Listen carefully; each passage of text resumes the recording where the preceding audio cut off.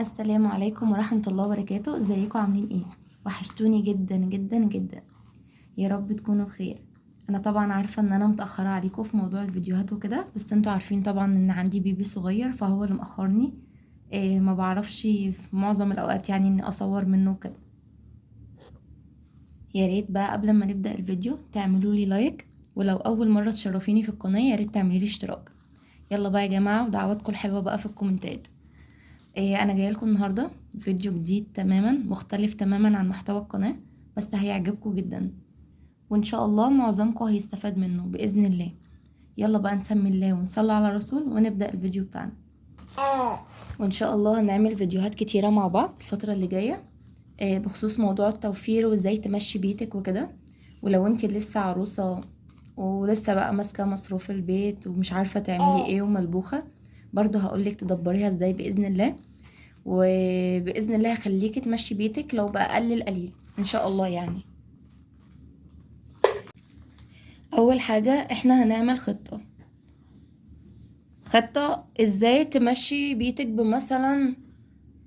الاول انت ممكن تمشي بيتك كل اسبوع او كل اسبوعين او كل شهر، طبعا على حسب رزق كل واحد وعلى حسب قبض كل واحد وعلى حسب وظيفة كل واحد.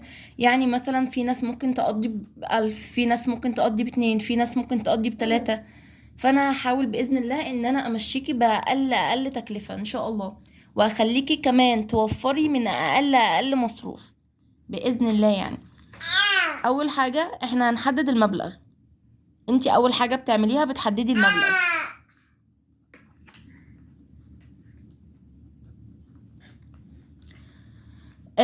تاني حاجة بنعملها بنحدد احتياجات البيت. انتي بتبصي بصة كده على التلاجة، بتبصي بصة على الفريزر، بتبصي بصة على السلع الغذائية، المكرونات، الرز، المكرونة، زيت، سمنة. احتياجات التلاجة من طماطم، خيار، بطاطس، فلفل. الديب فريزر عندك مثلا لحوم، فراخ. انتي بتشوفي ايه النواقص بالظبط. من كمان المنظفات بتشوفي ايه اللي ناقص عندك بالظبط، وبعد كده بتبدأي ان انتي تجيبي ورقة وقلم وتكتبي احتياجات البيت. يبقى اول حاجة معانا احتياجات البيت. اسفة، اول حاجة بنحدد المبلغ، تاني حاجة بنشوف احتياجات البيت.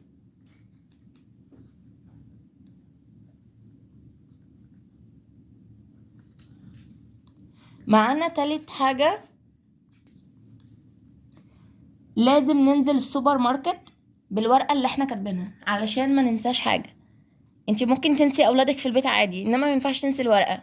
انتي لو نسيتي الورقة حرفيا ممكن تنسي نص الحاجات وتجيبي حاجات مختلفة تماما عن احتياجاتك اصلا.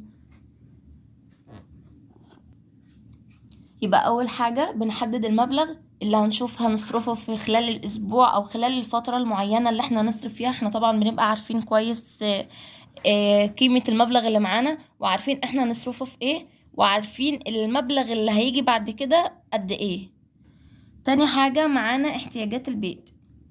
احنا بنشوف النواقص اللي موجودة في البيت. انتي ممكن تلاقي حاجات اصلا موجودة عندك مثلا من الاسبوع اللي قبله او من الشهر اللي قبله، حاجات من اللي بتقعد مثلا زي الرز زي المكرونة الكلام ده. تالت حاجة ان انتي لما تنزلي السوبر ماركت لازم الورقة تكوني متأكدة 1000000% انها موجودة معاكي.